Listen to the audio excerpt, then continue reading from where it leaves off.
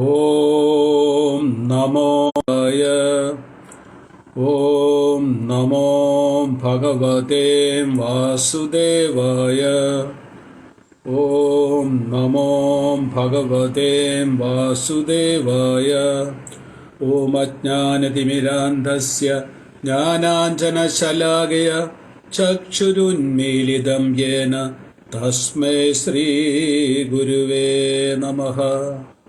നമോം വിഷ്ണുപാദായ കൃഷ്ണപ്രേഷ്ഠായ ഭൂതലേ ശ്രീമദേ ഭക്തിവേദാന്ത സ്വാമിന്നിധി നാമിനെ. നമസ്തേ സരസ്വതേ ദേവേ ഗൗരവാണി പ്രചാരിണേ നിർവിശേഷ ശൂന്യവാദി പാശ്ചാത്യദേശതാരിണേ. ശ്രീകൃഷ്ണ ചൈതന്യ പ്രഭു നിത്യാനന്ദ ശ്രീ അദ്വൈത ഗദാധര ശ്രീവാസാദി ഗൗരഭക്തവൃന്ദ. ഹരേ കൃഷ്ണ കൃഷ്ണ കൃഷ്ണ ഹരേ ഹരേ, ഹരേ രാമ രാമ രാമ ഹരേ ഹരേ.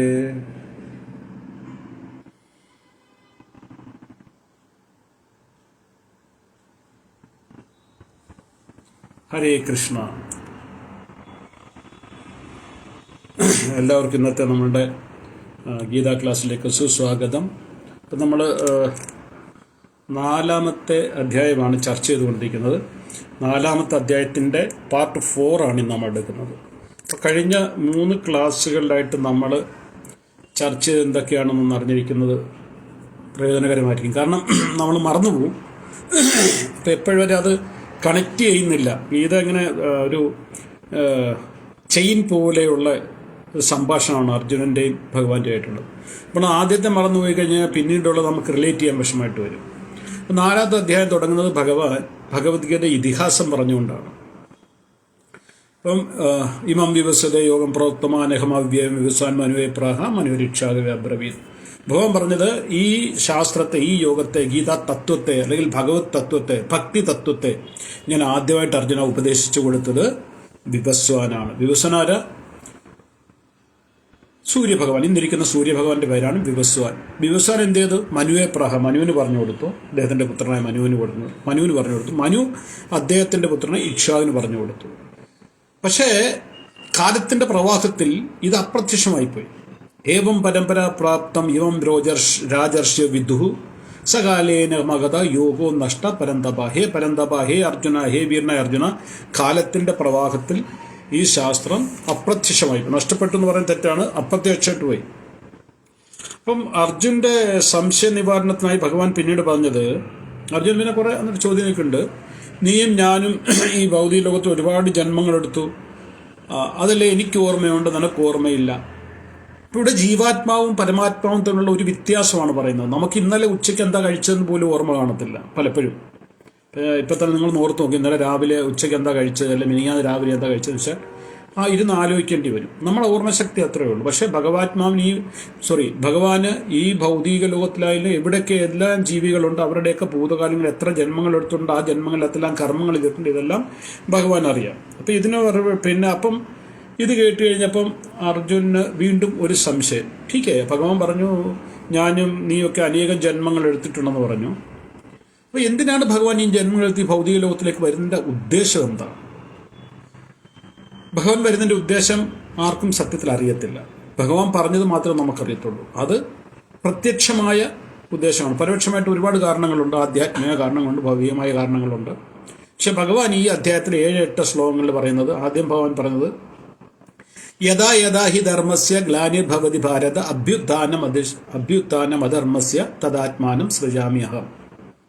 തഥാ എപ്പോഴൊക്കെ 2 പ്രാവശ്യമാണ് ഭഗവാൻ പറഞ്ഞത്. അതിൻ്റെ സ്ട്രെസ് ചെയ്ത് 2 പ്രാവശ്യമായിട്ട് പോകുമ്പോൾ തഥാ യഥാ യഥാ ഹി ധർമ്മസ്യ ധർമ്മത്തിന് ഗ്ലാനി ഭവിക്കുമ്പം അഭ്യുത്ഥാനം അധർമ്മസ്യ, അധർമ്മം അഭ്യുത്ഥാനം തഴച്ചു വളരുമ്പോൾ, യഥാ യഥാ ഹി ധർമ്മസ്യ, എപ്പോഴൊക്കെ ധർമ്മത്തിന് ഗ്ലാനി വരുന്നത്, യഥാ ഹി ധർമ്മസ്യ ഗ്ലാനിർ ഭവതി, ഗ്ലാനി ഭവിക്കുന്നു. എന്തിന്? ധർമ്മത്തിന്. അഭ്യുത്ഥാനം അധർമ്മസ്യ, അധർമ്മം തഴച്ചു വളരുമ്പോൾ തദ ആത്മാനം സൃജാമി അഹം. തദ് അപ്പോൾ, ആത്മാനം സ്വയം. ഇവിടെ വളരെ ശ്രദ്ധിക്കേണ്ട ഒരു വിശേഷമാണ് ഭഗവാൻ പറയുന്നത്. ഞാനിവിടെ വരുന്ന ആരുടെയും പ്രേരണ ഉണ്ട്. നമ്മൾ വരുന്നത് എന്തുകൊണ്ടാണ്? നമ്മുടെ കർമ്മഫലങ്ങൾ അനുഭവിക്കാൻ വേണ്ടിയാണ് വരുന്നത്. നല്ലതാകാം, ചീത്തയാകാം, മിശ്രിത കർമ്മമാകും. അത് അനുഭവിക്കാൻ വേണ്ടിയാണ് നമ്മൾ ഈ ഭൗതിക ലോകത്തിൽ വരുന്നത്. പക്ഷെ ഭഗവാൻ വരുന്നത് അതിനു വേണ്ടിയല്ല. ഭഗവാൻ വരുന്നത് എന്തിനു വേണ്ടിയിട്ടാണ്? തത് ആത്മാനം സൃജാമി അഹം. തത് അപ്പോൾ, എപ്പോൾ? യഥാ യഥാ ഹി ധർമ്മസ്യ, എപ്പോഴൊക്കെ ധർമ്മത്തിന് ഗ്ലാനി സംഭവിക്കുന്നോ, തഥാ അഭ്യുത്ഥാനം അധർമ്മസ്യ, അധർമ്മം തഴച്ചു വളരുന്നു. തത് അപ്പോൾ, ആത്മാനം സ്വയം, ഞാൻ, സൃജാമി അഹം, അഹം ഞാൻ, സൃജാമി വരുന്നു അല്ലെങ്കിൽ അവതരിക്കുന്നു. അപ്പം ഭഗവാൻ വരുന്നതിൻ്റെ 5 കാരണങ്ങളാണ് ഭഗവാൻ വരുന്നത്. 3 കാരണങ്ങൾ, ആദ്യം 2 കാരണങ്ങൾ പറയുന്നു. എന്താ 2 കാരണങ്ങൾ പറഞ്ഞത്? എപ്പോഴെങ്കിലും അധർമ്മത്തിന് ഗ്ലാനി സംഭവിക്കുന്നു, രണ്ടാമത് അധർമ്മം തഴച്ചു വളരുന്നു. പിന്നെ 8ാമത്തെ ശ്ലോകത്തിൽ ഭഗവാൻ 3 കാരണങ്ങൾ കൂടി പറയുന്നു. അതെന്ത് പറഞ്ഞിട്ട്? പരിത്രാണായ സാധൂനാം വിനാശായ ച ദുഷ്കൃതാം ധർമ്മ സംസ്ഥാപനാർത്ഥായ സംഭവാമി യുഗേ യുഗേ. അതായത് എൻ്റെ ഭക്തരെ, പരിത്രാണായ സാധൂനാം, സാധൂനാം എന്നിവിടെ പറഞ്ഞു കഴിഞ്ഞാൽ ഭക്തരെ, എൻ്റെ ഭക്തരെ പരിപൂർണമായിട്ട്, പരിത്രാണം പരിപൂർണമായിട്ട് ത്രാണിക്കുക, രക്ഷിക്കാനും, വിനാശായ ച ദുഷ്കൃതാം, ദുഷ്കൃതികളായ സമൂഹത്തിൽ ദോഷം ഉണ്ടാക്കുന്ന വ്യക്തികളെ ഉന്മൂലനാശനം, വിശേഷ രൂപേണ നാശം. അതാണ് വിനാശം. നാശവും വിനാശവും തമ്മിലുള്ള വ്യത്യാസമാണ്. വിശേഷ രൂപേണ വിനാശം, വിശേഷ രൂപേണ നശിപ്പിക്കുക. അപ്പൊ എൻ്റെ ഭക്തരെ പരിപൂർണമായിട്ട് രക്ഷിക്കാനും അധർമ്മികളെ പരിപൂർണമായിട്ട് നശിപ്പിക്കാനും പിന്നെ ധർമ്മ സംസ്ഥാപനാർത്ഥായ, ധർമ്മം പുനഃസ്ഥാപിക്കാനും ഞാൻ ഈ ഭൗതികത്തിൽ പറയും. ഈ 2 ശ്ലോകങ്ങളിലായിട്ട് ഭഗവാൻ 5 കാരണങ്ങൾ പറയുന്നുണ്ട്. അപ്പോൾ ഗീതയിൽ ഭഗവാൻ പറയുന്നത്, ഇന്ന് നമ്മൾ ചർച്ച ചെയ്യാൻ തുടങ്ങുന്ന 9ാമത്തെ ശ്ലോകം മുതലാണ്. 9ാമത്തെ ശ്ലോകം ഭഗവത്ഗീതയിലെ ഒരു വളരെ പ്രധാനപ്പെട്ട ശ്ലോകമാണ് 9ാമത്തെ ശ്ലോകം. അപ്പോൾ നമ്മൾ ഇതുവരെ ചർച്ച ചെയ്ത വിഷയത്തിൽ നിന്ന് ഒരു അല്പം വ്യത്യാസമുള്ള വിഷയമാണ് ഇനി ചർച്ച ചെയ്യുന്നത് 9ാമത്തെ ശ്ലോകം. അത് തന്നെയാണ് കുറച്ചുകൂടെ തത്വപരമായിട്ട് ഭഗവാൻ പറയുകയാണ് ഇവിടെ. ജന്മകർമ്മ ചമേ ദിവ്യം ഏവം യോ വേത്തി തത്വതഃ തെക്വാ ദേഹം പുനർജന്മ നൈതി മാം ഏതി സോ അർജുന. ജന്മകർമ്മ ചമേ ദിവ്യം, എൻ്റെ ദിവ്യമായ ജന്മവും ജന്മച്ച കർമ്മം, ജന്മവും കർമ്മവും, യോ ആരാണോ, വേത്തി അറിയുന്നത്, തത്വപരമായിട്ട് അറിയുന്നത്.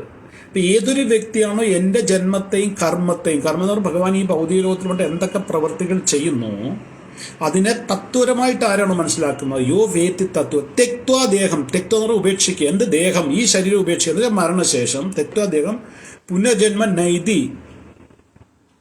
അവർക്ക് പുനർജന്മമില്ല. അപ്പൊ ഏതൊരു വ്യക്തിയാണോ ഭഗവാന്റെ ലീലകളെ, ഭഗവാന്റെ ജന്മം ഒരു ലീലയാണ്, ലീലകളെ തത്വപരമായിട്ട്, കഥാപരമായിട്ടല്ല തത്വപരമായിട്ട് മനസ്സിലാക്കുന്നത്. ഒരു ഉദാഹരണം ഞാൻ പറയാം. ഇപ്പൊ ഭഗവാന്റെ ഏറ്റവും വലിയൊരു ലീലയായിരുന്നു വൃന്ദാവനത്തിൽ വെണ്ണ കട്ട് തിന്നുന്നത്. എന്തിനാണ് ഭഗവാൻ വെണ്ണ കട്ട് തിന്നുന്നത്? അതിന്റെ തത്വപരമായ കാരണങ്ങളുണ്ട്. എന്തിനാണ് ഗോവസ്തുക്കളുടെ വസ്ത്രം അപരിച്ചാണ്? തത്വമായ കാരണങ്ങളുണ്ട്. പക്ഷെ ആൾക്കാർക്ക് കഥകൾ മാത്രമേ എത്തുള്ളൂ. അതുകൊണ്ടാണ് ചോദ്യം വരുന്നത്. ഭഗവാൻ ഈ ചെയ്തത് ശരിയാണോ? 16,108 വിവാഹം കഴിച്ചത് ശരിയാണോ? ഭഗവാൻ കർണനെ വധിക്കാൻ കൂട്ടുന്നത് ശരിയാണോ? ഭീഷ്മരെ കൊല്ലിച്ചത് ശരിയാണോ? ഇങ്ങനെയുള്ള സംശയങ്ങൾ നമ്മളുടെ ഉള്ളിൽ വരാൻ കാരണം നമ്മൾ കഥകൾ, സിനിമയിലും സീരിയലും കണ്ടിട്ടുള്ള കഥകൾ കേൾക്കുമ്പോഴാണ് നമ്മുടെ ഉള്ളിൽ സംശയം വരുന്നത്. പക്ഷെ അത് ഗുരു പരമ്പരയിലൂടെ നേടുന്ന താത്വികമായ അറിവ് നമുക്ക് ലഭിച്ചു കഴിയുമ്പം നമുക്കത് ക്ലിയർ ആകും ഫണ്ട. അപ്പം നമ്മുടെ ഉള്ളിൽ സംശയം വരില്ല. അപ്പൊ ഭഗവാൻ പറയുന്നത് ഏതൊരു വ്യക്തിയാണോ, യോ വേത്തി തത്വത, ആരാണോ തത്വപരമായിട്ട് വേത്തി അറിയുക, തെക്വാദേഹം പുനർജന്മ നൈതി മാമേതി സ്വർജേ. അർജുന, നീ മനസ്സിലാക്കുക, ഏതൊരു വ്യക്തി തത്വപരമായിട്ട് എൻ്റെ ലീലകളെ കുറിച്ച് മനസ്സിലാക്കുന്നു അവർ മരിച്ചതിന് ശേഷം തിരിച്ചു വരില്ല. അപ്പൊ ഗീതയിൽ ഭഗവാൻ പറയുന്നുണ്ട് എനിക്ക് ജന്മമില്ല എന്ന്. എന്നാലും ഭഗവാൻ ഇവിടെ വരുന്നു, ജനിക്കുന്നുണ്ട്. അതുപോലെ തന്നെ ഗീതയിൽ പറയുന്നുണ്ട്, ഭഗവാൻ 3ാമത്തെ അധ്യായം പറഞ്ഞു എനിക്ക് ചെയ്യാനായിട്ട് ഒരു കർമ്മവും ഈ ലോകത്തില്ല. പക്ഷെ ഭഗവാൻ കർമ്മം ചെയ്യുന്നു. അപ്പൊ ഇതിൻ്റെയൊക്കെ പിന്നിൽ ഒരുപാട് തത്വങ്ങളുണ്ട്. ഈ തത്വങ്ങൾ ആരാണോ മനസ്സിലാക്കുന്നത് അവർക്ക് പുനർജന്മമില്ലെന്ന്. മാത്രമല്ല 10ാമത്തെ ശ്ലോകത്തിൽ ഭഗവാൻ വേറെയും ബലത്തെക്കുറിച്ച് പറയുന്നുണ്ട്. 10ാമത്തെ ശ്ലോകം നമുക്ക് 11ാമത്തെ ശ്ലോകത്തിൽ നമ്മളിപ്പോൾ 9 ചർച്ച. 10ാമത്തെ, അതായത് ഏതൊരു വ്യക്തി ഭഗവാന്റെ ലീലകളെക്കുറിച്ച് തത്വപരമായിട്ട് മനസ്സിലാക്കുന്നു അവർക്ക് പുനർജന്മം ഇല്ല എന്ന് ഭഗവാൻ പറഞ്ഞു. അത് കഴിഞ്ഞിട്ട് ഭഗവാൻ പറയുന്നത് 10ാമത്തെ ശ്ലോകത്തിൽ പറയുന്നത്. 9ാമത്തെ ശ്ലോകത്തിലാണ് നമ്മൾ പറഞ്ഞത് ജന്മകർമ്മ ചമേതി യോ വ്യക്തി തത്വ തെക്വാദേഹം പുനർജന്മ നൈതി മാമേതി സ്വ അർജുന എന്ന് പറഞ്ഞത് 9ാമത്തെ ശ്ലോകം. 10ൽ പറയുന്നത് വീതരാഘ ഭയക്രോധ മന്മയ മാം ഉപാശ്രിത ബഹവോ ജ്ഞാനതപസ പൂത മത് ഭാവമാകത. അതിന്റെ ട്രാൻസ്ലേഷൻ ഞാൻ വായിക്കാം, പിന്നെ നമുക്ക് ചർച്ച ചെയ്യാം.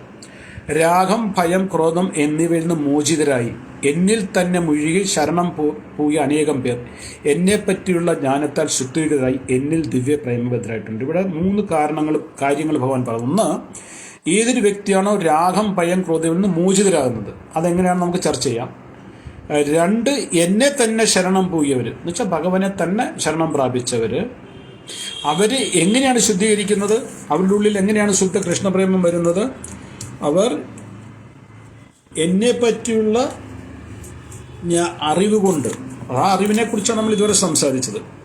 അപ്പോൾ ഈ ശ്ലോകത്തിൽ, അതായത് കഴിഞ്ഞ അധ്യായത്തിൽ ഭഗവാൻ ഉള്ളിലുള്ള നമ്മുടെ ഏറ്റവും പ്രധാനപ്പെട്ട ശത്രു ആരാന്ന് പറഞ്ഞു. ആരാണ്? ആർക്കൊരു ഓർമ്മയുണ്ടോ? ഏതാണ് ഏറ്റവും വലിയ ശത്രു നമ്മൾ പറഞ്ഞത്? കാമം.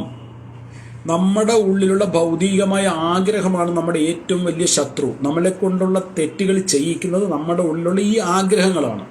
അതാണ് നമ്മുടെ ഏറ്റവും വലിയ ശത്രു എന്ന് ഭഗവാൻ കഴിഞ്ഞ ശ്ലോകത്തിൽ പറഞ്ഞിരുന്നു. കാമം. എങ്ങനെയാണ് കാമത്തിനെ ജയിക്കുക എന്ന് പറഞ്ഞത്? ദിവ്യമായ ജ്ഞാനം കൊണ്ട്. ആ ജ്ഞാനം എന്താണ് ഇപ്പൊ ഇവിടെ പറഞ്ഞുകൊണ്ടിരിക്കുക, ഇനി അങ്ങോട്ട് പറയാൻ പോകുന്നത്. ഇപ്പൊ ഭഗവാൻ പറഞ്ഞു ആ ജ്ഞാനം ആർക്ക് ലഭിക്കുന്നു? ആ ജ്ഞാനം എന്താണെന്നാണ് ഭഗവാൻ പറഞ്ഞത്? ജന്മകർമ്മ ചമയ ദിവ്യം. എന്റെ ദിവ്യമായ ലീലകളെക്കുറിച്ച് ഏതൊരു വ്യക്തി മനസ്സിലാക്കുന്നു, അതാണ് ദിവ്യമായ ജ്ഞാനം. ആ ജ്ഞാനം ആർക്ക് ലഭിക്കുന്നു? അവരുടെ ഉള്ളിലുള്ള രാഗം, ഭയം, ക്രോധം ഇതെല്ലാം നഷ്ടപ്പെടും.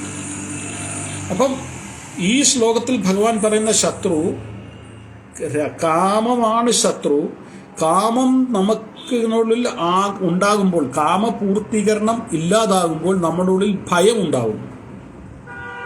അത് സംഭവിക്കുമോ, അത് കിട്ടുമോ, എനിക്കത് കിട്ടുമോ,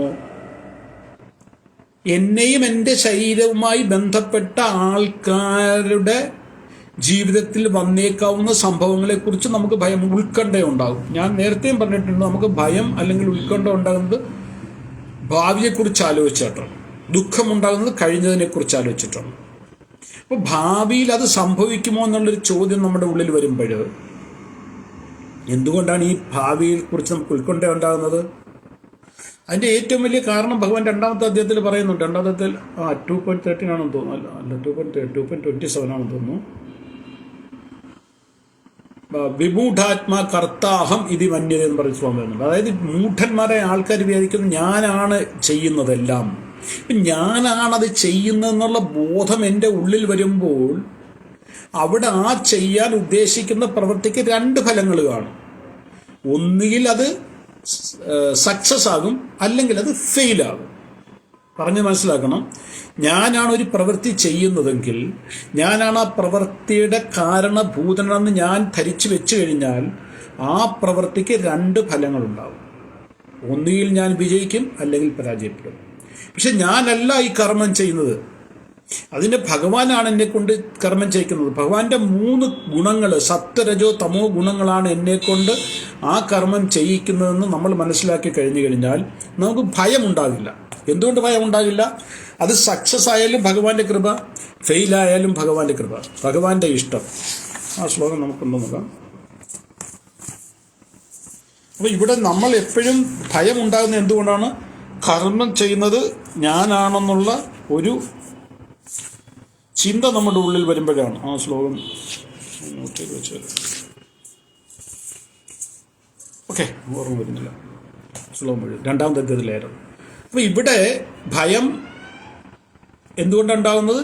കാമപൂർത്തീകരണത്തിന് ഗ്ലാനി സംഭവിക്കും, അല്ലെങ്കിൽ അതിനൊരു എന്താ പറയുന്ന ഒബ്സ്റ്റിക്കിൾ എന്തെങ്കിലും വരുമെന്ന് നമ്മുടെ മനസ്സിൽ ഭയം വരുന്നത്. അതായത് ഞാൻ ഈ ചെയ്യുന്ന പ്രവൃത്തി സക്സസ്, ഞാൻ ഒരു ബിസിനസ് തുടങ്ങാൻ പോവാണ്, ഈ ബിസിനസ് ഫെയിൽ ആകുമോ, നഷ്ടം വരുമോ, ഈ ചിന്ത നമ്മുടെ ഉള്ളിൽ ഭയം ഉണ്ടാകും. ആ ഭയമാണ് പിന്നെ അത് ക്രോധമായിട്ട് വരുന്നത്. അത് സക്സസ് ആയാലേ ക്രോധമായിട്ട് വരും. അപ്പോൾ ഇവിടെ ഭഗവാൻ പറയുന്നത് ഈ ശത്രുവിനെല്ലാം ജയിക്കാനുള്ള ഒരേ ഒരു മാർഗം എന്ന് പറയുന്നത് ഭഗവാൻ ഈ ശ്ലോകത്തിൽ പറയുന്നു.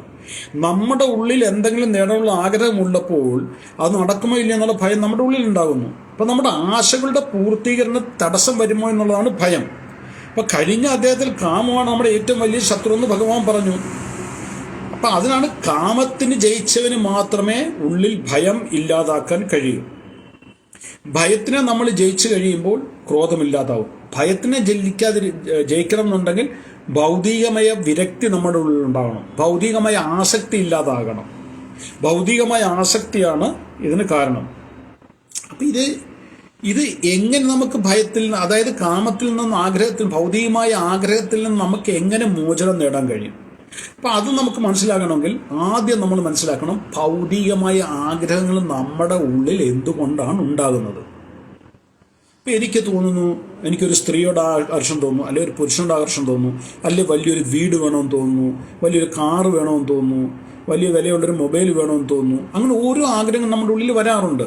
ഈ ആഗ്രഹങ്ങളുടെ കാരണം എന്താണെന്ന് അറിഞ്ഞാലേ നമുക്കത് ഇല്ലാതാക്കാൻ പറ്റൂ. അതിൻ്റെ ആ കാരണം ഇല്ലാതാക്കണമെന്നുണ്ടെങ്കിൽ ആ കാരണം എന്താണെന്നറിയണം, എന്തുകൊണ്ടാണെന്നറിയണം. നോക്ക്, നമ്മൾ ഭഗവത്ഗീതയിൽ 15-ാമത്തെ അധ്യായത്തിൽ 7-ാമത്തെ ശ്ലോകത്തിൽ ഭഗവാൻ പറയുന്നുണ്ട്, മമൈവാംശോ ജീവലോകെ ജീവഭൂത സനാതനഃ. ഈ ഭൂമിയിലുള്ള, ഈ പ്രപഞ്ചത്തിലുള്ള എല്ലാ ജീവികളും എൻ്റെ അംശമാണ്. മമൈവാംശം, അംശം. അപ്പോൾ ഭഗവാൻ എന്തുവാണ്? അംശിയാണ്. നമ്മൾ അംശമാണ്. ഇത് ഞാൻ എപ്പോഴും പറയാനുള്ള ഒരു ഉദാഹരണം, ഒരു ലഡ്ഡു പൊട്ടിച്ചു കഴിഞ്ഞാൽ അതിൻ്റെ ഒരു ചെറിയ കഷ്ണത്തിനും ആ ലഡ്ഡുവിൻ്റെ മധുരവും കാണും, നിറവും കാണും, മണവും കാണും, ഗുണവും കാണും. അപ്പോൾ ഭഗവാന്റെ ശാശ്വതമായ രൂപം, ഭഗവാന്റെ അംശമാണ് നമ്മൾ. ഭഗവാന്റെ ശാശ്വതമായ രൂപം എന്ന് പറയുന്നത് സച്ചിദാനന്ദ രൂപമാണ്. സത്ത്, ചിത്ത്, ആനന്ദം. ഒരുപാട് പ്രാവശ്യം പറഞ്ഞിട്ടുള്ള കാര്യമാണ്, വീണ്ടും വീണ്ടും പറയുന്നതേ ഉള്ളൂ. അപ്പം നമ്മൾ ഭഗവാന്റെ അംശമായുണ്ട്. അതായത് നമ്മുടെ ആത്മാവ്, ശരീരമല്ല, പരമാത്മാവിൻ്റെ അംശമാണ് ജീവാത്മാവ്. ആ ആത്മാവ് പരമാത്മാവിൻ്റെ അംശമായതുകൊണ്ട് ആ ആത്മാവും സച്ചിദാനന്ദ രൂപമാണ്. അതിൽ ആനന്ദം, പരമമായ ആനന്ദം നമ്മുടെ ആത്മാവിന് വേണം. അത് ഭഗവാനുമായി അടുത്തിരിക്കുമ്പോൾ മാത്രമാണ് ആ ആനന്ദം നമുക്ക് ലഭിക്കുന്നത്. പക്ഷെ ഇന്ന് നമ്മൾ നിർഭാഗ്യവശാൽ ഭഗവാനിൽ നിന്ന് ഒത്തിരി ദൂരെ വന്നു, ഒത്തിരി അകന്നു. നമ്മൾ ഭഗവാനെക്കുറിച്ച് ചിന്തിക്കുന്നില്ല ആൾക്കാർ. അപ്പം ആത്മാവ് ദാഹിക്കുകയാണ് ആനന്ദത്തിന് വേണ്ടിയിട്ട്. അപ്പം നമ്മുടെ ഉള്ളിൽ ഒരു വാക്യൂം ക്രിയേറ്റായി. ഭഗവാനിൽ നമ്മൾ ദൂരെ വന്നു കഴിഞ്ഞപ്പോൾ നമ്മുടെ ഉള്ളിലൊരു വാക്യൂം. എന്തിൻ്റെ വാക്യൂം? ആനന്ദമില്ലായ്മയുടെ വാക്യം. ഒരു ശൂന്യത നമ്മുടെ ഹൃദയത്തിൽ വന്നു. നമുക്ക് ആ ആനന്ദം, ഏത് ആനന്ദത്തിന് വേണ്ടിയിട്ടാണോ ആത്മാവ് ആഗ്രഹിക്കുന്നത് ആ ആനന്ദം ഇല്ല. കാരണം ഈ ഭൗതിക ലോകത്തിൽ ആനന്ദമില്ല. അപ്പോൾ ഭൗതിക ലോകത്തിൽ ആനന്ദം ഇല്ലാത്തത് കൊണ്ട് നമ്മൾ ഭഗവാനിൽ നിന്ന് ദൂരെ വന്ന് ഈ ഭൗതിക ലോകത്തിൽ വന്നു കഴിഞ്ഞപ്പോൾ ആത്മാവിന് ഒരു ശൂന്യത അനുഭവപ്പെട്ടു. എന്തിൻ്റെ ശൂന്യത? എന്തിൻ്റെ വാക്യൂം? ആനന്ദത്തിൻ്റെ. അപ്പോൾ ആത്മാവ് കൺട്രോൾ ചെയ്യുന്നത് നമ്മുടെ മനസ്സിനെയാണ്. മനസ്സിനെ കൺട്രോൾ ചെയ്യുന്ന ആത്മാവാണ്. ആത്മാവ് മനസ്സിനോട് പറയുകയാണ്, എനിക്ക് ആനന്ദം വേണം, യു സെർച്ച് ഫോർ ദാറ്റ്, എനിക്ക് ആനന്ദം വേണം, ഐ വോണ്ട് ആനന്ദം വേണം. ആര് പറയുന്നു? ആത്മാവ് പറയുന്നു, എനിക്കിപ്പോൾ ശരീരമൊന്നുമില്ല, എനിക്ക് കൈയും കാലും ഒന്നുമില്ല, ഞാനിങ്ങനെയാണ് ഇത് അന്വേഷിക്കുന്നത്. അപ്പോൾ നമുക്ക് പ്രകൃതി ഒരു ശരീരം തന്നു. എന്തിനു വേണ്ടിയിട്ട്? ഈ ആനന്ദം കണ്ടുപിടിക്കാൻ വേണ്ടിയിട്ട്. കാരണം ആത്മാവ് ചോദിച്ചുകൊണ്ടിരിക്കുകയാണ് മനസ്സിന്. അപ്പോൾ മനസ്സിന് ആഗ്രഹത്തിനനുസരിച്ച് ആവശ്യത്തിന് ഒരു ശരീരം നമുക്ക് കിട്ടി. അത് പട്ടിയുടെ ആകാം, പൂച്ചയുടെ, മനുഷ്യൻ്റെ ആകാം. ആ ഇന്ദ്രിയങ്ങൾ ഉപയോഗിച്ച് ഇപ്പം നമുക്ക് കിട്ടി ഈ ശരീരത്തിൻ്റെ 5 ഇന്ദ്രിയങ്ങളും, കർമ്മേന്ദ്രിയങ്ങളും 5 ജ്ഞാനേന്ദ്രിയങ്ങളും ഉപയോഗിച്ച് ആ ആത്മാവ് മനസ്സിനോട് പറഞ്ഞതനുസരിച്ച് മനസ്സ് ഇന്ദ്രിയങ്ങളോട് പറയുകയാണ് ആനന്ദം തേടാൻ. എവിടെ? ഈ ഭൗതിക ലോകത്തിൽ. ആനന്ദം വേണം. ആനന്ദം എവിടെയൊക്കെ അന്വേഷിക്കുന്നത്? സ്ത്രീ പുരുഷനിൽ, പുരുഷൻ സ്ത്രീയിൽ, പിന്നെ ഭൗതികമായി ഓരോ വസ്തുക്കളിൽ, ആഹാരത്തിൽ, മദ്യത്തിൽ, സിഗരറ്റിൽ, മൊബൈലിൽ, ഫേസ്ബുക്കിൽ, ഇങ്ങനെ സെർച്ച് ചെയ്യുകയാണ്. ചില സ്ഥലത്ത് കറങ്ങാൻ പോകും. എന്തെല്ലാം ഭൗതിക കാര്യങ്ങൾ നമ്മൾ ചെയ്യുന്നുണ്ടോ അതിൻ്റെ എല്ലാം ഒരേ ഒരു ലക്ഷ്യം എന്ന് പറഞ്ഞാൽ നമുക്ക് മനസ്സിന് സുഖം കിട്ടണം, ആനന്ദം കിട്ടണം. അത് എന്തുകൊണ്ടാണ് മനസ്സിൽ ഡിമാൻഡ് ചെയ്യുന്നത്? ആത്മാവ് ചോദിക്കണം. പക്ഷെ ആത്മാവ് ചോദിക്കുന്നത് ഈ ആനന്ദമല്ല. നമ്മൾ ഈ ഒരു കടയിൽ പോയിട്ട് ഒരു സാധനം വാങ്ങാൻ പോകും, കടക്കാരനോട് നമ്മൾ പറഞ്ഞു ഇന്ന സാധനം വേണം. അപ്പോൾ കടക്കാരൻ ഒരു സാധനം എടുത്ത് വെച്ചു. അതല്ലേ നമ്മളെന്ത് പറയും? ഇതല്ല മറ്റേത്. അതേപോലെ ഓരോ ആനന്ദവും നമ്മുടെ ഇന്ദ്രിയങ്ങൾ കൊണ്ടുവന്ന് മനസ്സിന്റെ മുമ്പിൽ വെക്കും. മനസ്സൊന്ന് രുചിച്ചോക്കണേ, ഇതല്ല, ഇത് വേണ്ട, അടുത്തത്. നമുക്ക് എങ്ങും തൃപ്തി കിട്ടാറില്ല. നിങ്ങൾ ആലോചിച്ച് നോക്കി, എന്ത് നമ്മൾ ഭൗതികമായ ആഗ്രഹങ്ങൾ സബലീകരിക്കാൻ നോക്കുമ്പോഴും നമുക്ക് തൃപ്തി വരുന്നില്ല. നമ്മൾ എവിടെയെങ്കിലും കറങ്ങാൻ പോയി കഴിഞ്ഞ് കഴിഞ്ഞാൽ അന്നേരം നമുക്ക് ആനന്ദമുണ്ട്, പിന്നെ അവിടെ തന്നെ പോകണമെന്ന് വെച്ചാൽ പോരാ. ഒന്നിൽ നമുക്ക് പെർമനൻ്റ് ആയിട്ടൊരു ആനന്ദം കിട്ടുന്നില്ല, എല്ലാം ടെമ്പററി ആയിട്ടുള്ള ലിമിറ്റഡ് ആനന്ദമാണ് കിട്ടുന്നത്. കാരണം എന്താ, ഇന്ദ്രിയങ്ങൾ മനസ്സിന് ആനന്ദം കൊടുക്കും, മനസ്സ് ആത്മാവിനോട് ചോദിക്കും എന്താണ്, ആത്മാവ് അല്ല, അപ്പം അത് കളഞ്ഞു, അടുത്ത ആനന്ദത്തിപ്പോവും, അടുത്ത ആനന്ദത്തിപ്പോവും. അങ്ങനെ നമ്മുടെ ഈ ജീവിതം മൊത്തം പാഴാക്കുകയാണ്. ഇത് മനുഷ്യൻ മനസ്സിലാകുന്നില്ല. സുഖം അന്വേഷിച്ചു പായുന്ന മനുഷ്യന് മനസ്സിലാകുന്നില്ല സുഖം എവിടെയാണെന്ന്. ഞാൻ ഏറ്റവും അതിന് അല്ല ആപ്റ്റായിട്ടൊരു ഉദാഹരണം പറയാറുള്ളതെന്ന് പറഞ്ഞാൽ, ഒരു വ്യക്തി പലപ്പോഴും പറഞ്ഞിട്ടുള്ള ഉദാഹരണമാണിത്. ഒരു വ്യക്തി റോഡിന്റെ സൈഡിൽ ഇരുന്നിട്ട് എന്തോ തേടുന്നു. അപ്പോൾ വേറൊരു വ്യക്തി അത് കഴിഞ്ഞ് പറഞ്ഞു, മാഷ എന്താ നോക്കുന്നത് പറഞ്ഞു, എൻ്റെ താക്കോല് കളഞ്ഞു പോയി അത് നോക്കുകയാണ്, ഞാനും സഹായിക്കട്ടെ. ഓ എക്സ് വെൽക്കം. പുള്ളി നോക്കുകയാണ്. അങ്ങനെ നോക്കിയപ്പം 2, 3, 4, 6 ആൾക്കാർ ഇരുന്ന് നോക്കുകയാണ്. അപ്പോൾ അതിലൊരു വ്യക്തി ചോദിച്ചു, പക്ഷെ താങ്കളുടെ കീ എക്സാക്ട്ലി എവിടെയാണ് പോയത്? അതുകൊണ്ട് ആ കാണുന്ന വളവിലാണ് പോയത്. ആ കാണുന്ന വളവിൽ പോയാൽ ഇവിടെ എങ്ങനെയാ നോക്കുന്നത്? അത് അവിടെ ഇരുട്ടാണ്, ഇവിടെ വെളിച്ചമാണ്, അതുകൊണ്ട് ഇവിടെ നോക്കുന്നു. വിഡ്ഢിത്തരമല്ലേ? ആ താക്കോല് എപ്പോഴെങ്കിലും കിട്ടുമോ? കാര്യം കളഞ്ഞു പോയത് ആ വളവിലാണ്, നോക്കുന്നത് ഇവിടെയാണ്. എന്തുകൊണ്ടാണ് ഇവിടെ നോക്കുന്നത് പറഞ്ഞാൽ ആ വളവിൽ ഇരുട്ടാണ്, ഇവിടെ വെളിച്ചമുള്ളത് കൊണ്ടാണ് ഒരിക്കലും നോക്കില്ല. അതേപോലെ തന്നെ നമ്മളുടെ ആത്മാവിന് വേണ്ടുന്ന സുഖം അന്വേഷിക്കാൻ മനസ്സ് ഇന്ദ്രിയങ്ങളോട് പറഞ്ഞപ്പോൾ ഇന്ദ്രിയങ്ങൾ അന്വേഷിക്കുന്ന ഈ ഭൗതിക ലോകത്തിലാണ് സുഖം. ഭൗതിക ലോകത്തിൽ സുഖം ഇല്ല. താൽക്കാലികമായിട്ട് അല്പസുഖം നമുക്ക് തോന്നുന്ന ഒരു വികാരം നമുക്ക് കിട്ടും. ഇപ്പൊ സിഗരറ്റ് വലിക്കുന്നോ, കഞ്ചാവ് വലിക്കുന്നോ, കള്ളു കുടിക്കുന്നോ, മാംസം കഴിക്കുന്നോ, വേറെ എന്ത് ചെയ്യുന്ന വ്യക്തിയോട് ചോദിച്ചാൽ അവർക്ക് ആ സമയത്ത് കുറച്ച് ആനന്ദം കിട്ടും. ആ ആനന്ദം പരിപൂർണവുമല്ല, ശാശ്വതവുമല്ല. നമ്മുടെ ഉള്ളിൽ കൃഷ്ണഭക്തിയിൽ നിന്ന് നമ്മൾ ദൂരെ വന്നപ്പോൾ നമുക്ക് എപ്പോഴും എവിടെയോ നഷ്ടപ്പെട്ടു പോയൊരു ആനന്ദത്തിന് വേണ്ടി നമ്മളുടെ ആത്മാവ് വിലപിക്കുകയാണ്. കാരണം ആത്മാവിന്റെ സ്വരൂപം എന്ന് പറഞ്ഞാൽ സച്ചിദാനന്ദ രൂപമാണ്. കാരണം ഭഗവാന്റെ അംശമാണ്, പരമാത്മാവിന്റെ അംശമാണ് ജീവാത്മാവ്. നമ്മൾ പറയുന്നതല്ല, ഭഗവത്ഗീത ഭഗവാൻ 15-ാമത്തെ 7-ാമത്തെ ശ്ലോകത്തിൽ പറയുന്നുണ്ട്, മമേ വാംശോ ജീവലോ, എന്റെ അംശമാണ്, മമേ വാംശോ ജീവലോകെ ജീവഭൂത സനാതന. അപ്പൊ ആ ക്രിയേറ്റായ വാക്യം എന്തുകൊണ്ട് ക്രിയേറ്റായി? ഭഗവാനിൽ നമ്മൾ ദൂരെ വന്നു. അപ്പോൾ നമുക്ക് ആനന്ദം നഷ്ടപ്പെട്ടു. ആ ആനന്ദം നഷ്ടപ്പെട്ടു കഴിഞ്ഞപ്പോൾ ആത്മാവിന് ആനന്ദം വേണം. ആത്മാവ് മനസ്സിനോട് പറഞ്ഞു, എവിടെയാണ് ആനന്ദം, എനിക്ക് ആനന്ദം കൊണ്ടെത്താ. ആത്മാവ് എന്ത് ചെയ്യും? ഇന്ദ്രിയങ്ങളോട് പറഞ്ഞു, നോക്ക്, നല്ലൊരു സ്ത്രീ പോകുന്ന അങ്ങോട്ട് നോക്ക്, അല്ലെ നല്ല പുരുഷൻ പോകുന്ന അങ്ങോട്ട് നോക്ക്, നല്ല ആഹാരം, നല്ല മൊബൈല്, നല്ല വാട്സാപ്പ്, അത് ഇത്, വീട്, കാറ്, അവിടെയൊക്കെ ആനന്ദം നോക്കി ഓരോന്നും കൊണ്ട് കൊടുക്കുമ്പോൾ, അല്ലെ കുട്ടികൾക്ക് കളിപ്പാട്ടം കൊടുക്കുമ്പോൾ അവന് ഇഷ്ടമല്ലാത്ത കളിപ്പാട്ടം തട്ടിക്കളയുന്നത് പോലെ നമ്മുടെ ആത്മാവ് അല്ലെങ്കിൽ മനസ്സ് ആനന്ദത്തെ തട്ടിക്കളഞ്ഞ് വീണ്ടും വീണ്ടും നോക്കുന്നു. അത് കിട്ടാതെ വരുമ്പോൾ നമ്മുടെ ഉള്ളിൽ, അതാണ് കാമം, അത് കിട്ടാതെ വരുമ്പോൾ മോഹഭംഗം, ക്രോധം, ഇതൊക്കെ ഉണ്ടാകും. അപ്പം നമ്മുടെ ഏറ്റവും വലിയ ശത്രു കാമമാണെന്ന് പറഞ്ഞാൽ നമ്മൾ ജീവിതം നശിപ്പിക്കുകയാണ്. ഇത് മനുഷ്യന് മനസ്സിലാകുന്നില്ല. മൊത്തം ജീവിതത്തിൽ അവൻ കഷ്ടപ്പെടുന്നത്, അഹോരാത്രം പണിപ്പെടുന്നത് എന്തിനു വേണ്ടിയിട്ടാണ്? ഈ ആനന്ദത്തിന് വേണ്ടിയിട്ടാണ്. ആ ആനന്ദം കൃഷ്ണഭക്തിയിൽ നമുക്ക് വെറുതെ ലഭിക്കും, ഒരു പൈസ ചെലവില്ലാതെ ലഭിക്കും. ഭാഗവതവും ഗീതയും വായിക്കുന്നതിലൂടെ, ഭാഗവതവും ഗീതയും കേൾക്കുന്നതിലൂടെ, ഹരേ കൃഷ്ണ മഹാമന്ത്രം നിരന്തരം ജപിക്കുന്നതിലൂടെ നമുക്ക് ആ ആനന്ദം തിരികെ ലഭിക്കും. അപ്പോൾ നമ്മൾ ഇത് പ്രവൃത്തി ചെയ്യുമ്പോൾ, ഏത് പ്രവൃത്തി? ഭാഗവതം ഗീതയും വായിക്കുകയും കേൾക്കുകയും ചെയ്യുമ്പോൾ, പ്രത്യേകിച്ച് എസ്പെഷ്യലി ഭഗവാന്റെ ദിവ്യ നാമജപം. ഞാൻ ഹരേ കൃഷ്ണ മഹാമന്ത്രമാണ് ജപിക്കുന്നത്, ഹരേ കൃഷ്ണ മന്ത്രമാണ് ജപിക്കുന്നത്. എൻ്റെ ഗുരു എന്നോട് പറഞ്ഞത്, ഞാൻ നിങ്ങളോടത് പറയുന്നു. നിങ്ങൾക്ക് ഓം നമോ ഭഗവതേ വാസുദേവയാകാം, ഹരേ രാമ ഹരേ രാമ രാമ രാമ ഹരേ ഹരേയാകാം. ഭഗവാന്റെ ദിവ്യനാമങ്ങൾ ഇഷ്ടം പോലെ, കോടാനുകോടികൾ നാമങ്ങളുണ്ട്. കൃഷ്ണ കൃഷ്ണ മുകുന്ദ ജനാർദ്ദന കൃഷ്ണ ഗോവിന്ദ ആദാകാം, എന്ത് വേണേലും നമുക്ക് ജപിക്കാം. ഭഗവാന്റെ നാമമായിരിക്കണം. ജപിച്ചു കഴിഞ്ഞാൽ ക്രമേണ ആ ശൂന്യത, ഒരു ശൂന്യത എന്ന് പറയുമ്പോൾ കാറ്റ് പോയൊരു ബലൂൺ പോലെ നമ്മുടെ ഹൃദയത്തിന്റെ ഒരു ഭാഗത്ത് കിടക്കുന്ന ആ ശൂന്യത ക്രമേണ നിറയാൻ തുടങ്ങും. അപ്പൊ ഇത്രയും വലിയൊരു വാക്യമാണ് ക്രിയേറ്റ് ആയിരിക്കുന്നത്. കൃഷ്ണഭക്തികളുടെ അത് നിറയുന്നതനുസരിച്ച് അവിടെ നിറഞ്ഞിരിക്കുന്ന ഭൗതികമായ ആഗ്രഹങ്ങൾ നഷ്ടപ്പെട്ടുകൊണ്ടിരിക്കും, പോയിക്കൊണ്ടിരിക്കും. എത്രമാത്രം നമ്മൾ കൃഷ്ണഭക്തിയിൽ ഉയരുന്നു അത്രമാത്രം നമ്മുടെ ഭൗതികമായ ആഗ്രഹങ്ങളും അഭിലാഷങ്ങളും ഇല്ലാതാകും. ഒരു ദിവസം അത് പരിപൂർണമായിട്ട് നിറയും. അതിന് വർഷങ്ങളെടുക്കാം, ജന്മങ്ങളെടുക്കാം. അത് ഭഗവാന്റെ കയ്യിലാണ്. നമ്മുടെ പ്രയത്നവും ഭഗവാന്റെ കൃപയും ഒന്നു ചേരുമ്പോൾ നമ്മൾക്ക് ആ വാക്യം കംപ്ലീറ്റ് ചെയ്യാൻ പറ്റും. നമ്മുടെ ഭൗതികമായ ആഗ്രഹങ്ങൾ പരിപൂർണമായിട്ടില്ലാതാകും.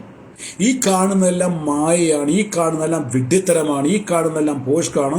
യഥാർത്ഥ ആനന്ദം കൃഷ്ണഭക്തിയിലാണെന്ന് നമുക്ക് മനസ്സിലാകുമ്പോൾ നമ്മളുള്ള കാമം, മോഹം, ക്രോധം, ലോഭം ഇതെല്ലാം നഷ്ടപ്പെട്ട് ശാന്ത മനസ്സാകും, ഹൃദയം ശുദ്ധീകരിക്കും.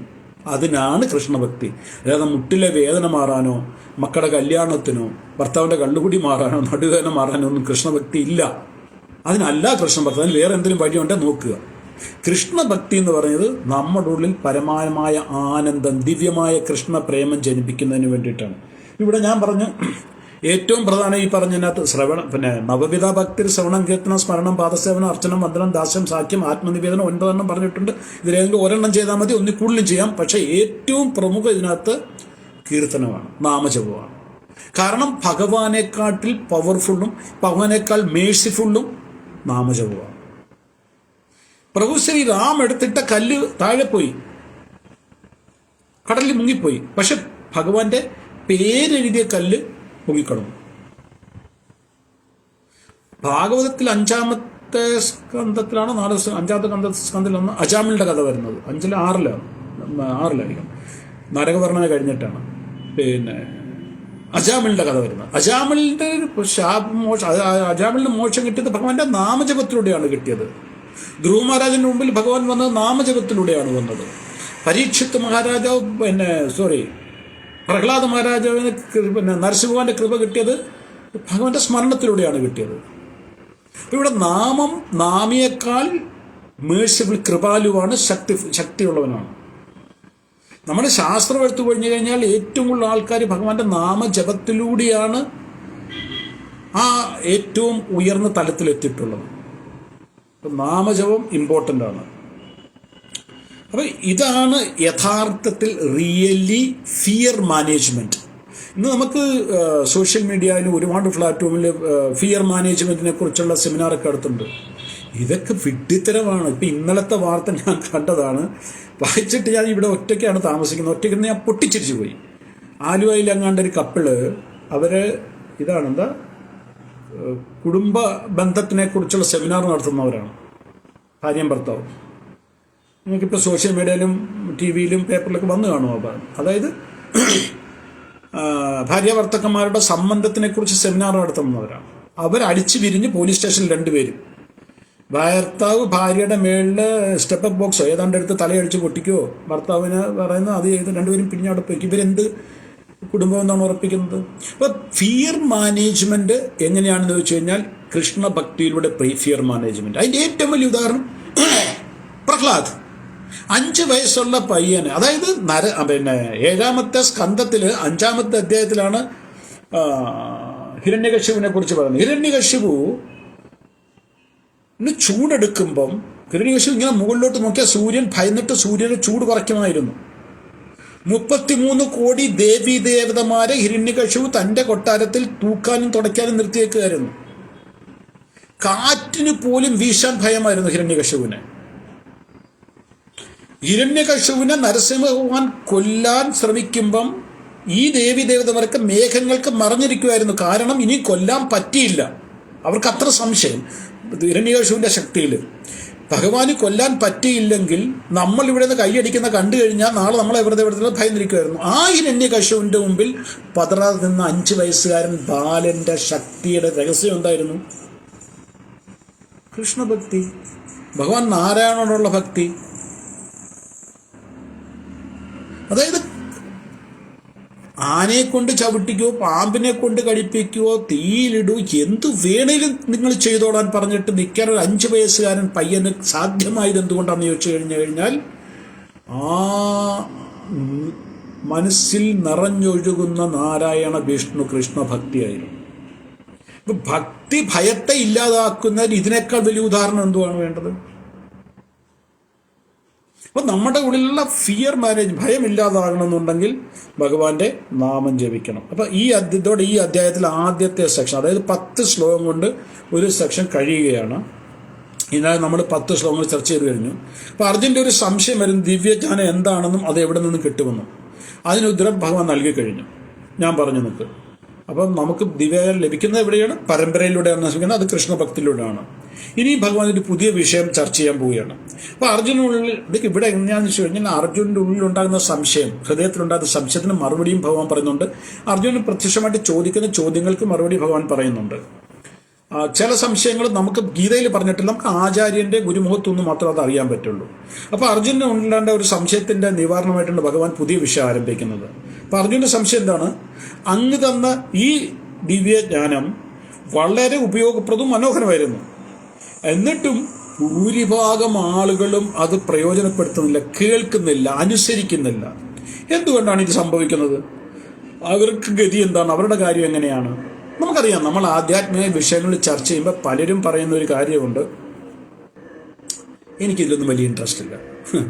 ഞാനൊരിക്കലും എൻ്റെ ഒരു സുഹൃത്ത്, എന്നെക്കാൾ പ്രായമുള്ളതാണ്, സുഹൃത്തെന്ന് പറയാൻ ചേട്ടാന്ന് വിളിക്കുന്നത്,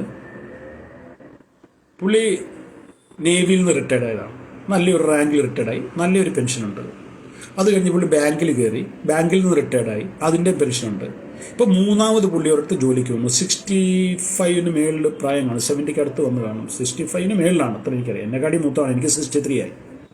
65 പിടിച്ചു. ഒരു മൂളയുള്ളവരും നല്ല രീതിയിൽ അയച്ചു. പുള്ളിക്ക് ഇപ്പം തന്നെ ആലപ്പുഴയിലും കൊച്ചിയിലും ഒക്കെ സ്വന്തമായിട്ട് 1, 2, 3 വീടുകളുണ്ട്, കോടികളുടെ ആസ്തിയുണ്ട്. അപ്പം ഞാൻ പുള്ളിയോട് ചോദിച്ചു, എൻ്റെ മുന്നിൽ വരുന്ന ഏതൊരു വ്യക്തിയാണെങ്കിലും ആ വ്യക്തിക്ക് കൃഷ്ണഭക്തിയുടെ ഒരു ബീജം കൊടുക്കണം എന്നുള്ളൊരു ആഗ്രഹം എൻ്റെ ഉള്ളിൽ എപ്പോഴും ഉണ്ട്. കാരണം അതെൻ്റെ ഗുരു എന്നെ പഠിപ്പിച്ചാണ്. അപ്പോൾ ഞാൻ അദ്ദേഹത്തിനോട് ചോദിച്ചു, ചേട്ടാ വീണ്ടും ഇനി ഈ പ്രായത്തിൽ എന്തിനാണ് ജോലിക്ക് പോകുന്നത്? അതിന് ആവശ്യമില്ല. അതുകൊണ്ടാണ് പിന്നെ വീടിൻ്റെ വാടകയുണ്ട്, 2 പെൻഷനുണ്ട്, ഭാര്യയും ഭർത്താവും മാത്രമേ ഉള്ളൂ. എത്ര രൂപ വേണം ജീവിക്കാൻ? സ്വന്തമായിട്ട് വീടുമുണ്ട്. അപ്പോൾ പുള്ളി പറഞ്ഞു, ടൈം പാസിന് വേണ്ടിയാണ് പോകുന്നത്. ഞാൻ പറഞ്ഞു, നിങ്ങളൊക്കെ എന്ത് ഭാഗ്യവാന്മാരാണ്, നിങ്ങൾക്ക് സമയമുണ്ടല്ലോ പാസ് ചെയ്യാൻ. എൻ്റെ ഏറ്റവും വലിയ ഇന്നത്തെ വിഷയം എന്ന് പറഞ്ഞാൽ എനിക്ക് ടൈം പോരാ, 24 മണിക്കൂർ പോരാ എനിക്ക്. സത്യമാണ്, ഞാൻ കള്ളം പറയില്ല, സത്യമാണ്. പലപ്പോഴും ഇപ്പോഴും എൻ്റെ വാഷിംഗ് മെഷീനിൽ തുണി കിടപ്പുണ്ട്, അത് എടുത്ത് വിരിക്കാൻ എനിക്ക് സമയമില്ല. ഇന്ന് ക്ലാസ്സിൻ്റെ പ്രിപ്പറേഷൻ, നാളെയും ക്ലാസ് ഉണ്ട് സൂം ആപ്പിൽ കൊച്ചിൻ ഇസ്കോൺ സെൻറ്ററിന് വേണ്ടിയിട്ട്, അതൊന്നും ടച്ച് ചെയ്തിട്ടുള്ള വിഷയങ്ങൾ. അപ്പോൾ സമയം കിട്ടുന്നില്ല ജപിക്കാൻ. ഞാൻ എത്ര റൗണ്ട് ജപിക്കണമെന്ന് എൻ്റെ മനസ്സിലുള്ള ആഗ്രഹമുണ്ട്, അത്ര എനിക്ക് ജപിക്കാൻ കഴിയുന്നില്ല. മലമല കുറച്ച് ബുക്ക് ഇരിക്കുന്നത്, പഠിക്കാനുള്ള സമയം കിട്ടുന്നില്ല. ആഹാരം പാചകം ചെയ്യുന്നില്ല, എന്നിട്ട് കൂടി. അപ്പോൾ പുള്ളിയോട് ഞാനിത് പറഞ്ഞ പുള്ളി ഉടനെ എന്നോട് പറഞ്ഞു, നോക്ക്, പത്യത കാര്യമാണ് പറയുന്നെങ്കിൽ ദയവ് എന്നോട് പറയുക, എനിക്കതിൽ താല്പര്യമില്ല എന്ന് പറഞ്ഞു. എനിക്ക് ആ വ്യക്തിയുടെ സഹതാപമാണ് തോന്നിയത്. കാരണം ഇത്രയും നാളും നിങ്ങൾ ജീവിച്ചത് ആർക്ക് വേണ്ടിയായിരുന്നു? കുട്ടിക്കാലത്ത് മാതാപിതാക്കൾക്ക് വേണ്ടി, അത് കഴിഞ്ഞ് ഭാര്യയ്ക്ക് വേണ്ടി, പിന്നെ മക്കൾക്ക് വേണ്ടി, ഒരു മോളേ ഉള്ളൂ, മോൾക്ക് വേണ്ടി, നിങ്ങൾക്ക് വേണ്ടി നിങ്ങൾ ഈ ലോകത്തിൽ എപ്പോഴാണ് ജീവിക്കുന്നത്? നിങ്ങൾക്ക് വേണ്ടി ഞാൻ ഉദ്ദേശിക്കുമ്പോൾ ഭൗതികമായ കാര്യമല്ല, ആത്മീയ കാര്യം. What is next?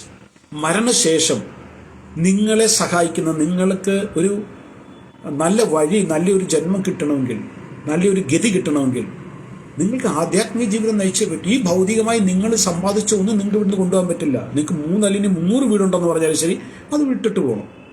നിങ്ങൾ എന്തായിരിക്കും ഇവിടുന്ന് കൊണ്ടുപോകുന്നത്? അത് ഭക്തിയാണ്. പക്ഷേ നിർഭാഗ്യവശാൽ ഇന്ന് ഭൂരിപക്ഷം ആൾക്കാരും ചെയ്യും, ഇതൊന്നും എനിക്ക് ആവശ്യമില്ല.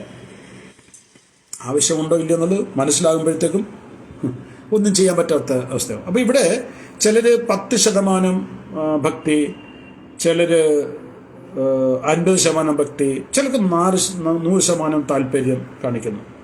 ഭഗവാൻ പറയുന്നത്, ഞാൻ അതനുസരിച്ച് അവർക്ക് ഫലം കൊടുക്കുന്നു. അവരെത്രമാത്രം എന്നോട് അടുക്കുന്നോ ഞാൻ അത്രമാത്രം അവർക്ക് വേണ്ടുന്ന ഫലം കൊടുക്കുന്നു. എല്ലാവരും എന്നെ അറിയാൻ ശ്രമിക്കുന്നുണ്ട്, എന്നാൽ പലരും അത് പല അളവിലാണെന്ന് മാത്രമാണ്.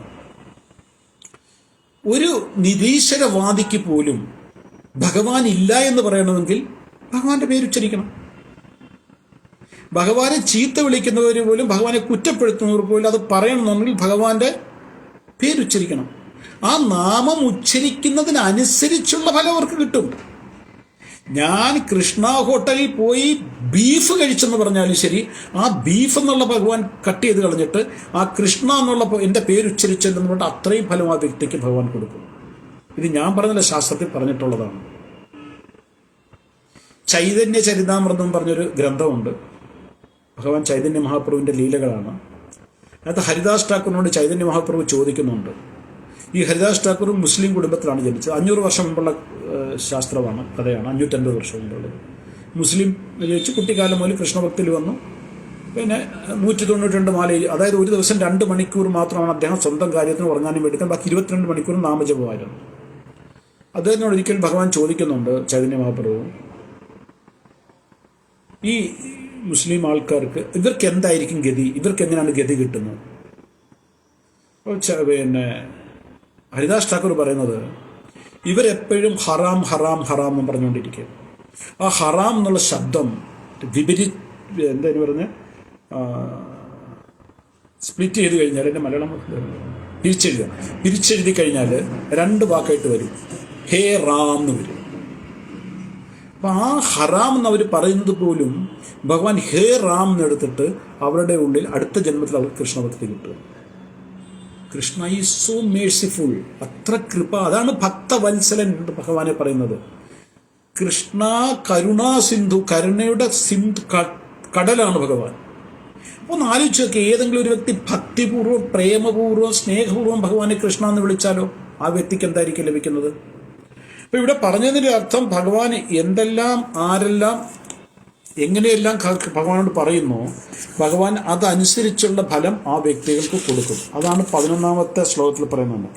യേ യഥാമാം പ്രപദ്യന്തെ താം തദൈവ ഭജാമി അഹം മമ വത്മാനുവർത്തന്തെ മനുഷ്യ പാർത്ഥ സർവശഃ. യേ യഥാമാം പ്രപദ്യന്തെ, ഏതൊരുത്തവൻ യഥാ എപ്രകാരം മാം എന്നെ പ്രപദ്യന്തെ ശരണം പ്രാപിക്കുന്നു, അതായത് ഭക്തി ചെയ്യുന്നു, താം തദൈവ അവർക്ക് അപ്രകാരം ഭജാമി അഹം എപ്രകാരം എന്നെ ഭജിക്കുന്നു അതേപോലെ ഞാൻ അവർക്ക് ഫലം കൊടുക്കും. അതിൻ്റെ ട്രാൻസ്ലേഷൻ വായിച്ചു കഴിഞ്ഞാൽ നമുക്ക് പെട്ടെന്ന് മനസ്സിലാവും. എന്നിൽ ശരണം പ്രാപിക്കുന്നതിനനുസരിച്ച്, ആ തോതനുസരിച്ച് ഏവർക്കും ഞാൻ തക്കതായ പ്രതിഫലം നൽകുന്നു. അല്ലയോ കുന്തിപുത്ര, എല്ലാവരും എല്ലാ വിധത്തിലും എൻ്റെ മാർഗത്തെ പിന്തുടരുന്നു. അതായത് ഭക്തിയില്ല എന്ന് ഞാൻ പറഞ്ഞല്ലോ, ഭക്തിയില്ല എന്ന് പറഞ്ഞ നിരീശ്വരവാദിക്ക് പോലും എനിക്ക് കൃഷ്ണഭക്തി ഇല്ല എന്ന് പറയുമ്പോൾ ഉച്ചരിക്കുന്ന കൃഷ്ണൻ എന്നുള്ള വാക്കിന് പോലും ഫലം ഭഗവാൻ കൊടുക്കുന്നുണ്ട്. അപ്പോൾ ഒരു വ്യക്തിയുടെ ആധ്യാത്മിക പുരോഗതി ആ വ്യക്തിയുടെ ആറ്റിറ്റ്യൂഡ് അനുസരിച്ചാണ്, മനോഗതി അനുസരിച്ചാണ്.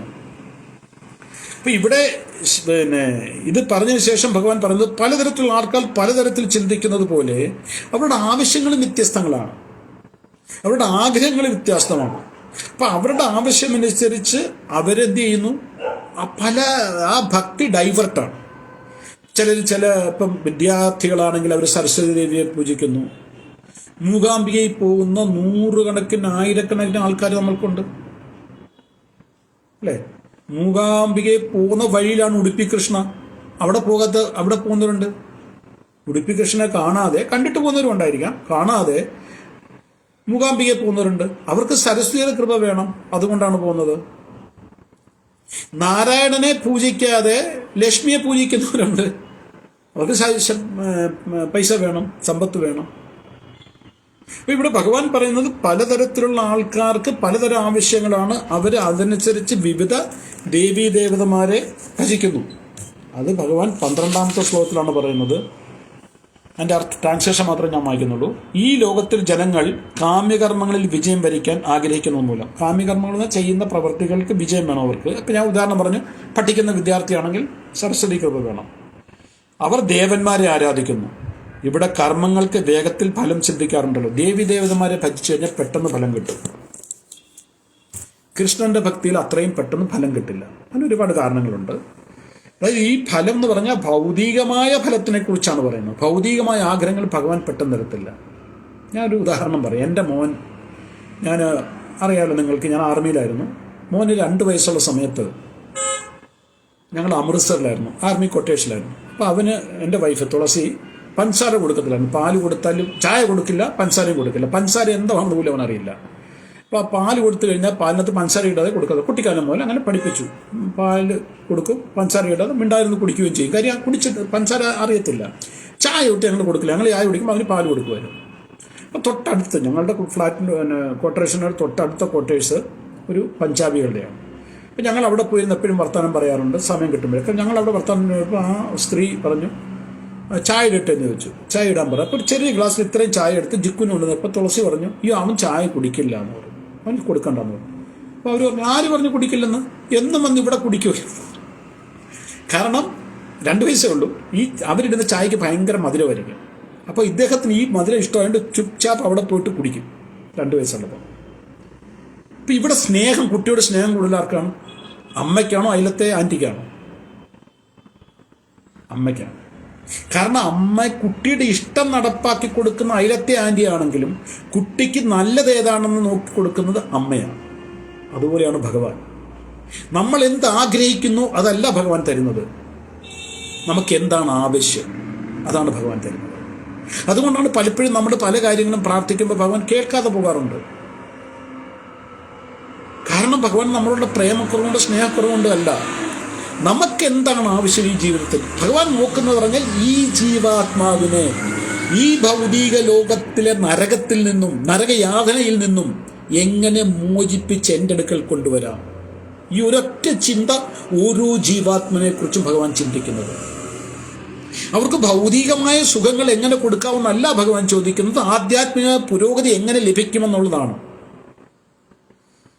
എൻ്റെ വൈഫിന് സുഖമില്ലാതായിരുന്നപ്പോൾ ഞാൻ നോർമലി പോയിട്ട് അങ്ങനെ എൻ്റെ കാര്യങ്ങളൊന്നും ഭഗവാനോട് ഞാൻ ഭൗതികമായ കാര്യങ്ങളൊന്നും പ്രാർത്ഥിക്കാറില്ല. ആദ്യം ഞാൻ വന്നിടം മുതൽ തന്നെ. പക്ഷെ തുളസിക്ക് ഒത്തിരി സീരിയസ് ആയി കഴിഞ്ഞപ്പം ഒരു പ്രാവശ്യം ഞാൻ പോയിട്ട് ഭഗവാനോട് പ്രാർത്ഥിച്ചായിരുന്നു. അതായത് ഈ അസുഖത്തിൽ നിന്ന് മോചനം കിട്ടി എന്നല്ല പറഞ്ഞത്, എൻ്റെ കുഞ്ഞുങ്ങൾ കുറച്ചുകൂടി വളരാൻ പ്രായവാനുണ്ട്, അതുകൊണ്ട് എനിക്ക് കുറേ സമയം കൂടി അങ്ങ് ഒരു സ്പെസിഫിക് ടൈം, ഒരു 10 വർഷമെങ്കിലും എനിക്ക് എന്ന് മാത്രം ഞാൻ ഭഗവാനോട് പ്രാർത്ഥിച്ചു. ഭഗവാൻ തന്നില്ല, കേട്ടില്ല. പക്ഷെ ഇന്ന് എനിക്കത് മനസ്സിലാകുന്നു, എൻ്റെ ആധ്യാത്മികമായ കുറച്ചെങ്കിലും എനിക്ക് പുരോഗതി ലഭിച്ചിട്ടുണ്ടെങ്കിൽ അത് തുളസിയുടെ മരണശേഷം ഞാൻ എല്ലാത്തിനും ഫ്രീ ആയി. എനിക്ക് 24 മണിക്കൂറും ആത്മീയമായ കാര്യങ്ങൾ മാത്രം ചെയ്താൽ മതി. പക്ഷെ എൻ്റെ ഇന്നത്തെ ആ നില ഭഗവാൻ അന്ന് കണ്ടുകൊണ്ട് എനിക്ക് ഉപയോഗമുള്ളത് എനിക്ക് തന്നു. തുളസിക്ക് ഇതിനേക്കാൾ നല്ല മെച്ചപ്പെട്ട ഒരു ജന്മം ഭഗവാൻ കൊടുത്തു കാണും. അപ്പോൾ ഭഗവാൻ നോക്കുന്നത് നമ്മളുടെ ഫ്യൂച്ചർ നോക്കിക്കൊണ്ട് നമ്മുടെ പ്രസന്റ് പ്ലാൻ ചെയ്യും. നമ്മൾ നമ്മുടെ പ്രസന്റ് നോക്കിക്കൊണ്ട് ഫ്യൂച്ചർ പ്ലാൻ ചെയ്യും. ഇവിടെയാണ് നമുക്ക് തെറ്റുപറ്റുന്നത്. നമുക്ക് നമ്മുടെ ഫ്യൂച്ചർ അറിയത്തില്ല, നമ്മൾ പ്രസന്റിൽ നോക്കിയിട്ട് ഫ്യൂച്ചർ പ്ലാൻ ചെയ്യും. ഭഗവാൻ നമ്മുടെ ഫ്യൂച്ചർ അറിയാം. ഈ ജീവാത്മാവിന് ഏറ്റവും നല്ലതെന്താണ്. അപ്പോൾ ദേവീ ദേവതമാരെ നമ്മൾ ഓരോ പൂജകളും കർമ്മങ്ങളും ഹോമങ്ങളും ഇതൊക്കെ ചെയ്യുമ്പം അവർ നമുക്ക് നമ്മൾ ചോദിക്കാൻ തരും. കാര്യം ഈ അയലത്തെ ആൻറ്റിയുടെ കൂട്ടാണ്. നമ്മുടെ ആത്മീയ ജീവിതത്തിന് അത് തടസ്സം നിൽക്കുമോ എന്ന് അവർ നോക്കില്ല. അവർ നമ്മൾ ചോദിക്കുന്നത്. അതാണ് ഭഗവാൻ ഈ ശ്ലോകത്തിൽ പറയുന്നത്. എന്ത് കറക്റ്റായിട്ട് ഭഗവാൻ പറയുന്നത്, ഇവിടെ കർമ്മങ്ങൾക്ക് വേഗത്തിൽ ബലം സിദ്ധിക്കാറുണ്ടല്ലോ. കർമ്മങ്ങൾ എന്ന് പറയുമ്പം ഈ റിച്വൽസ്, ആചാരങ്ങൾ. ഇവിടെ ഭക്തിക്കല്ല ഭഗവാൻ പറഞ്ഞത്. പക്ഷെ ഭഗവാന്റെ ഭക്തി, ഭഗവാൻ നമ്മളെ നമുക്ക് എപ്പോൾ വരെ ഒരു ഓറഞ്ച് അല്ലെ മാംഗോ മിക്സിയിൽ അടിച്ച് എടുക്കാതെ അതിൽ നല്ല ജ്യൂസ് കിട്ടില്ല. അതേപോലെ നമ്മുടെ ഉള്ളിലുള്ള എല്ലാ അനർത്ഥങ്ങളും പിഴിഞ്ഞ് ഒഴിഞ്ഞ് മാറ്റി നമ്മളെ ശുദ്ധീകരിക്കുന്നത് എങ്ങനെയാണ്? ജീവിതത്തിൽ പ്രയാസങ്ങൾ നിന്നിട്ടാണ്. നിങ്ങൾ ഭാഗവതം എടുത്ത് വായിക്കുക. ഭാഗവതത്തിൽ ഒരു ഭക്തനും ജീവിതത്തിൽ അനുഭവിക്കാതെ ഭക്തി ലഭിച്ചിട്ടില്ല, കൃപ ലഭിച്ചു. പക്ഷെ അവസാന വിജയം ആ ഭക്തനായിരിക്കും. അത് പ്രഹ്ലാദനായിക്കോട്ടെ, കുചേലനായിക്കോട്ടെ, പാണ്ഡവരായിക്കോട്ടെ, കുന്തി മഹാരാജായിക്കോട്ടെ, പരീക്ഷിത് മഹാരാജായിക്കോട്ടെ, അംബരീഷ് മഹാരാജായിക്കോട്ടെ, പൃഥ്വിമാരുടെ ജീവിതത്തിലെല്ലാം പ്രയാസങ്ങളും പ്രശ്നങ്ങളും വന്നിട്ടുണ്ട്. പക്ഷേ അവരുടെ പേരുകൾ ആ മഹത്തായ ഗ്രന്ഥത്തിന്റെ താളുകളിൽ വരാൻ കാരണം അവരുടെ അകമഴിഞ്ഞ ഭക്തിയാണ്. ഈ ജീവിതത്തിലുണ്ടാകുന്ന പ്രയാസങ്ങളിലും പ്രശ്നങ്ങളിലും കൃഷ്ണനെ വിടാതെ ഏതൊരു വ്യക്തി പിടിക്കുന്നു, ആ പാതാരബിന്ദങ്ങളിൽ പ്രാപിച്ച അഭയം, ഇതാണ് എൻ്റെ രക്ഷകൻ എന്ന ബോധത്തോടുകൂടി ഏതൊരു വ്യക്തി ആ ബുദ്ധിമുട്ട് സമയത്തെ തരണം ചെയ്യുന്നു, അവരെ ഭഗവാൻ 2 കൈ നീട്ടി സ്വീകരിക്കും. എൻ്റെ ഭക്തിയിൽ ആദ്യത്തെ നാളുകളിൽ, ഞാനിപ്പോൾ അധികം നാളായിട്ടില്ല, എന്നാൽ ആദ്യത്തെ നാളുകളിൽ എൻ്റെ മനസ്സിൽ ഉയർന്ന ഒരു ചോദ്യമായിരുന്നു സുദാമ ബ്രാഹ്മണൻ, അല്ലെങ്കിൽ നമ്മൾ കുചേലൻ എന്ന് വിളിക്കുന്നത്. കുചേലൻ എന്ന് പറഞ്ഞാൽ ദരിദ്രൻ എന്നാണ് അർത്ഥം. ആ വാക്ക് ഉപയോഗിക്കാൻ ഞാൻ ആഗ്രഹിക്കുന്നില്ല. അത്രയും മഹത്തായ ഒരു ഭക്തനെ അങ്ങനെ വിളിക്കാൻ ഞാൻ ആഗ്രഹിക്കുന്നില്ല. സുദാമ ബ്രാഹ്മണന്റെ ജീവിതത്തിൽ ഇത്രയും വലിയ കഷ്ടപ്പാട് എന്തിനാണ് ഭഗവാൻ കൊടുത്തത്? ഉഴുതുണിക്ക് മറുതുണിയില്ല, കാലിടാൻ ചെരുപ്പില്ലാതെ നടന്ന് പൊട്ടിയ ചെരുപ്പും കൊണ്ടാണ് ദ്വാരകയിൽ പോകുന്നത്.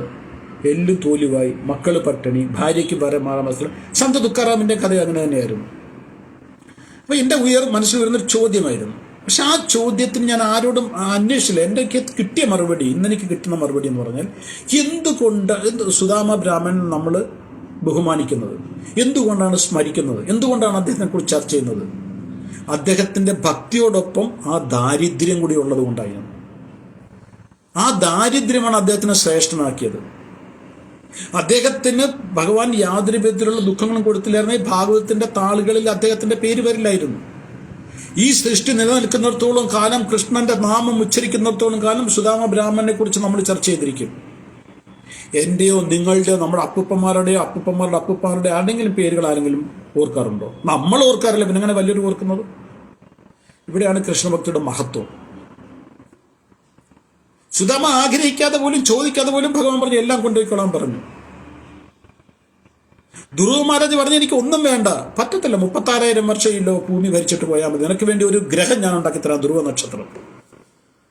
അതാണ് കൃഷ്ണഭക്തിയുടെ മഹത്വം. ഭഗവാൻ, ഞാൻ ഈ അടുത്ത സമയത്ത് അമ്പലത്തിൽ ഭാഗവതം ക്ലാസ്സിൽ ഒരു ഉദാഹരണം പറഞ്ഞായിരുന്നു. നമ്മൾ വയലുകളിലൊക്കെ അല്ലെങ്കിൽ തേങ്ങ പൊതിക്കാൻ വേണ്ടി പാര എന്നാണ് നമ്മളിവിടെയൊക്കെ പറയുന്നത്, ബാക്കി ഭാഗത്ത് എന്താണെന്ന് എനിക്കറിയില്ല, പാര ഭൂമിയിൽ ഇങ്ങനെ കുഴിക്കുമ്പം അത് ഉറപ്പിക്കാൻ വേണ്ടി ഇങ്ങനെ ആട്ടാറുണ്ട്. അതേപോലെയാണ് കൃഷ്ണഭക്തി. നമ്മളെ കുലുക്കും കൃഷ്ണൻ, പക്ഷെ ഒരിക്കലും വീഴ്ത്തില്ല. ഈ ബോധം നമ്മുടെ ഉള്ളിൽ വേണം. അപ്പോൾ ഇവിടെ സമൂഹത്തിൽ പലതരം ആൾക്കാരുണ്ട്. അവരുടെ സ്വഭാവത്തിനും ആവേശത്തിനും അനുസരിച്ച് അവർ വിവിധ തരം പ്രവർത്തികൾ ഏർപ്പെടുന്നു. അപ്പം അവർ പലതരത്തിലുള്ള ദേവീദേവതമാരെ ആരാധിക്കുന്നു. ഭഗവാൻ പറഞ്ഞു അവർക്ക് അതിനുള്ള ഫലവും പെട്ടെന്ന് കിട്ടുന്നുണ്ട്, പക്ഷെ ആ ഫലമൊന്നും ശാശ്വതമല്ല. അത് കഴിഞ്ഞ് ഭഗവാൻ പറയുന്നത് സമൂഹത്തിൽ പലതരത്തിലുള്ള ആൾക്കാരുണ്ട്, പലതരത്തിലുള്ള വിഭാഗങ്ങളുണ്ട്. ആ വിഭാഗങ്ങളെക്കുറിച്ച് നമുക്ക് ചർച്ച ചെയ്യാൻ ഇപ്പോൾ പറ്റില്ല, കാരണം അത് ഇച്ചിരി വളരെ വലിയ വിഷയമാണ്. 13ാം ശ്ലോകം ചാതുർവർണ്ണ്യമായ സൃഷ്ടം ഗുണകർമ്മ വിഭാഗശ എന്നുള്ള ശ്ലോകം അത് നമുക്ക് അടുത്ത ക്ലാസ്സിൽ ചർച്ച ചെയ്യാം. ഇന്ന് നമുക്ക് ഇവിടെ നിർത്താം. എല്ലാവർക്കും ഇതിനകത്ത് ഡയറക്റ്റായിട്ട് വന്ന എല്ലാവർക്കും, ഇനിയും റെക്കോർഡിങ് കേൾക്കുന്ന എല്ലാവർക്കും ഒരുപാട് നന്ദിയുണ്ട്. എല്ലാവരുടെയും ജീവിതത്തിൽ കൃഷ്ണഭക്തി ലഭിക്കാൻ വേണ്ടി പ്രാർത്ഥിക്കുന്നു. ഹരേ കൃഷ്ണ ഹരേ കൃഷ്ണ കൃഷ്ണ കൃഷ്ണ ഹരേ ഹരേ, ഹരേ രാമ രാമ രാമ ഹരേ ഹരേ.